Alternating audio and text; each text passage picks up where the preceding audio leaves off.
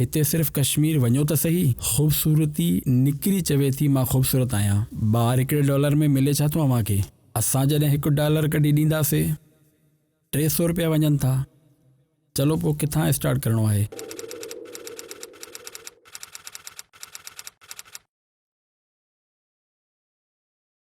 ही वेठा आहिनि इस्लामी भाइर जेतिरा बि असांजा, पीउ माउ जे बग़ैर, भाइर भेणनि जे बग़ैर 12 लख जे आसपास माण्हू माइग्रेट करे विया आहिनि पोयनि कुझु सालनि में। जेका मुंहिंजी इतला आहे, मां त उन्हनि जे बारे में सोचां थो जेके हलिया विया, उन्हनि खे पंहिंजो मुल्क यादि ईंदो हूंदो।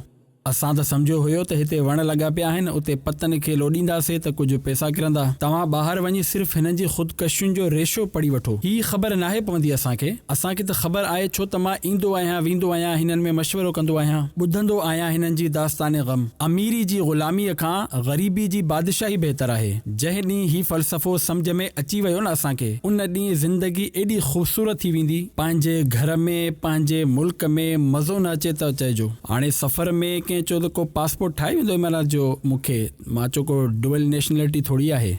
चयो पाकिस्तान जो पासपोर्ट सिलेंडर करिणो पवंदो। मां चयो यार कंहिं ॿिए मुल्क वञे यार, मां पंहिंजे मुल्क में वीज़ा वठणु ईंदुसि, पंहिंजे घर में इजाज़त सां वेंदुसि। न बाबा न, पासपोर्ट खणी मरी वरी वियासीं।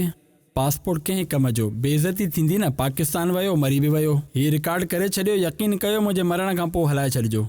ही मिसाल ॾियां थो, तमामु घणी मोहबत कयूं था, पंहिंजे मुल्क सां घणी मोहबत आहे। ख़ाली मुल्क सां मोहबत कोन्हे, पंहिंजी फैमिली आहे, ॿार आहिनि। जिथे मूंखे दावत इस्लामी मिली, जिथे मूंखे अमीर सुन्नत मिलियो, हिते मूंखे छा न मिलियो, मां कीअं छॾे ॾियां पंहिंजे मुल्क? एतिरा प्लस आहिनि, एतिरा प्लस आहिनि। माइनस जो मां नथो चवां, हीअ ज़िंदगी हूअ ज़िंदगी, दुनिया में किथे क्राइसिस न आहिनि। अचो मूंसां गॾु, मां तव्हांखे दुनिया जी ग़ुर्बत ॾेखारियां।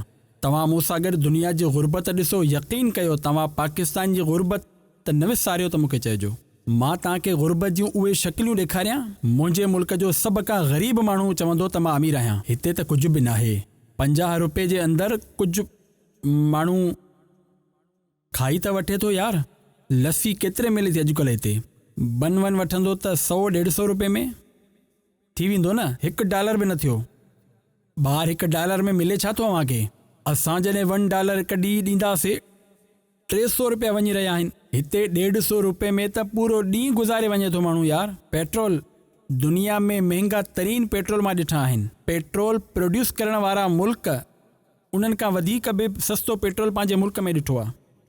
प्रोड्यूस करे रहियूं आहिनि। चेक ही करिणो आहे त ज़रूरत पूरी थी रही आहे या सहूलत पूरी थी रही आहे। कैटेगरी करणी पवंदी दुनिया में। दुनिया जा उहे माण्हू जेके सिर्फ़ु ज़रूरत पूरी करण जे लाइ जी रहिया आहिनि, उन्हनि सां मुक़ाबिलो कयो त तव्हांखे दुनिया में वञण जी ज़रूरत न पवंदी। मूंसां लाइव प्रोग्राम में कंहिं ॾाढी बुराई कई पंहिंजे मुल्क जी ऐं ॿाहिरनि मुल्कनि जी तारीफ़ कई हुई। मूंखे ॾाढो बुरो लॻो हुयो। मां लाइव हुन खां पुछो, तव्हां पाकिस्तान खां ॿाहिरि कंहिं मुल्क में विया आहियो? हुन चयो न, जॾहिं तव्हां ॿाहिरि विया ई न आहियो त पाकिस्तान में वेही तव्हां ॿियनि खे ख़ूबसूरत ऐं पाकिस्तान खे बदसूरत कीअं था चई सघो? ॾिठो ई न आहे तव्हां ख़ूबसूरती?